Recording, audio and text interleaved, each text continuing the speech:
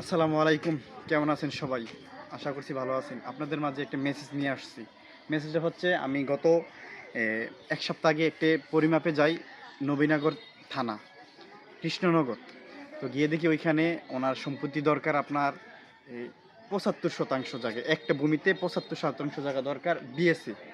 এবং উনি বলতেছে আমার বিএসসি ৭৫ রেকর্ড আছে ৭৫, দলিল আছে ৭৫। কিন্তু বর্তমান ওনার জরিপ মেপে প্রায় ৪% জায়গা নাই সম্পত্তিতে। তো ৪% জায়গা যে নাই, এই সম্পত্তিটা গেল কোথায়? আমি ওনাকে একটা অ্যাডভাইস দিলাম। এ হচ্ছে আরএস ম্যাপ। এই আরএস ম্যাপ অনুযায়ী আমি বলছি আপনার বিএস আরএস দিয়ে আপনার তুলনা করতে হবে। যদি তুলনা করেন তখন আপনি বুঝতে পারবেন আপনার সম্পত্তিটা কোন দিকে গেছে। আপনি অযথায় একটা নিরীহ মানুষের সাথে ঝামেলা করতে পারেন না। সো আপনি জানেন না ওনার কাছে সম্পত্তিটা গেছে। কোথায় গেছে আপনি আগে জানেন। সো পেন ড্রাইভ করলে আপনি বুঝতে পারবেন আপনার সম্পত্তিটা কোথায় গেছে।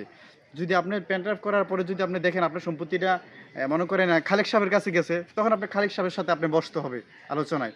তখন উনি যদি স্বইচ্ছায় দেয় ছাড়বে, যদি ছেড়ে দেয় তখন আপনি নিয়ে নেবেন। আর না নিলে আপনি আইন আদালত করলে আপনি অবশ্যই জায়গাটা পাবেন।